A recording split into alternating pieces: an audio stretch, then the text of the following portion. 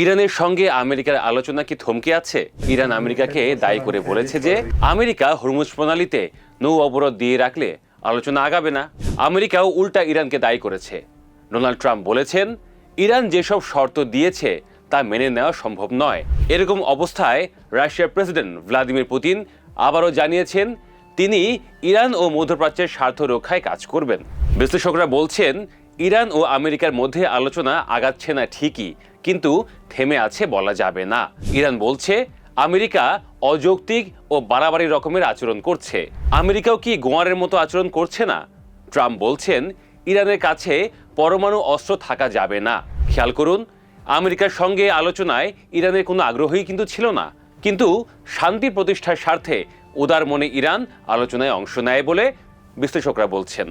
যুদ্ধবিরতি ও আলোচনার অন্যতম শর্তই ছিল আমেরিকাকে হরমুজ প্রণালী থেকে অবরোধ প্রত্যাহার করতে হবে, কিন্তু আমেরিকা সেটা করছে না। ক্ষেপে গিয়ে ইরান পাকিস্তানকে জানিয়ে দিয়েছে এরকম চলতে থাকলে ইরান আলোচনা করবে না। আর আপনারা নিশ্চয়ই জানেন পাকিস্তান বিরোধ মীমাংসার দায়িত্ব নিয়েছে। বিশ্লেষকরা বলছেন ইরানও কম শেয়ানা নয়। সে কূটনৈতিকভাবে এগিয়ে যাওয়ার পাশাপাশি আঞ্চলিকভাবে প্রভাব বাড়াচ্ছে। কিভাবে? ইরানের পররাষ্ট্রমন্ত্রী আব্বাস আরাকচি এরই মধ্যে পাকিস্তান, ওমান ও রাশিয়াতে সফর করেছেন।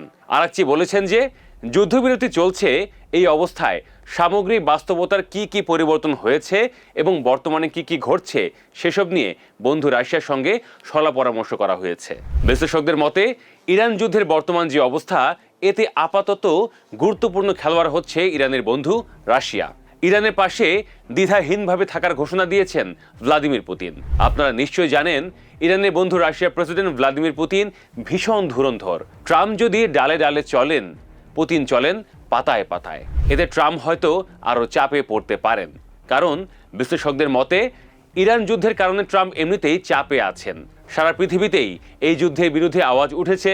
এর চেয়েও বড় কথা, ট্রাম্পের দেশ আমেরিকাতেই ইরান যুদ্ধের বিরুদ্ধে শুরু থেকেই সোচ্চার হয়ে আছে আমেরিকার জনগণ। যুদ্ধের বিরুদ্ধে অবস্থান নিয়েছে ট্রাম্পের বিরোধী দল ডেমোক্রেটিক পার্টি। যুদ্ধের বিপক্ষে ট্রাম্পের নিজের দল রিপাবলিকান পার্টির সদস্য ও সমর্থকরাও অবস্থান নিয়েছে। যদিও এখন যুদ্ধবিরতি চলছে, কিন্তু যুদ্ধ পুরোপুরি বন্ধ বা শেষ করতে আমেরিকার ভেতরে বাইরে চাপ বাড়ছে। ডোনাল্ড ট্রাম্প কি ভয়ে কুঁকড়ে আছেন? বিশ্লেষকদের একাংশ এটাই মনে করেন। প্রথম কথা, ইরান যুদ্ধের প্রচুর অস্ত্র ক্ষয় করেছে আমেরিকা, প্রচুর টাকা খরচ করেছে, তার সৈন্য সামন্তও হতাহত হয়েছেন। মধ্যপ্রাচ্যে তার যেসব সহায় সম্পত্তি আছে সেগুলো ক্ষতিগ্রস্ত হয়েছে। দ্বিতীয় কথা, ইরানের তুলনায় আমেরিকা সামরিকভাবে বেশি শক্তিশালী হলেও ইরানের কাছে কৌশলে পিছিয়ে আছে আমেরিকা। এই যুদ্ধের মাধ্যমে ইরান পুরো বিশ্ব ব্যবস্থা বদলে দিয়েছে। ইরান নিজের সক্ষমতা দেখিয়ে দিয়েছে। এই সব কিছু বিবেচনায় ট্রাম্প আবারও যুদ্ধ শুরু নাও করতে পারেন বলে ধারণা বিশ্লেষকদের। ইরানের সঙ্গে আমেরিকার এরকম আলোচনা আগেও অনেকবার হয়েছে।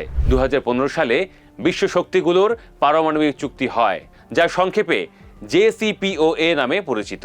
সেটা করতে প্রায় 2 বছর সময় লেগেছিল। ওমানের মধ্যস্থতায় অত্যন্ত গোপনে আলোচনার মাধ্যমে পক্ষগুলো চুক্তিতে পৌঁছতে পেরেছিল। দীর্ঘদিনের অচলাবস্থা ও ধাপে ধাপে অগ্রগতির পরে সেটা পরে আলোর মুখ দেখেছিল। কিন্তু 2018 সালে ট্রাম্প তার প্রথম মেয়াদে একতরফাভাবে ওই চুক্তি থেকে আমেরিকাকে বের করে নিয়ে আসে। এখনকার আলোচনা পুরোপুরি বন্ধ হয়ে যায়নি। যুদ্ধবিরতি এখনো চলছে, কাজেই সময়ে বলে দেবে সামনে কি আছে।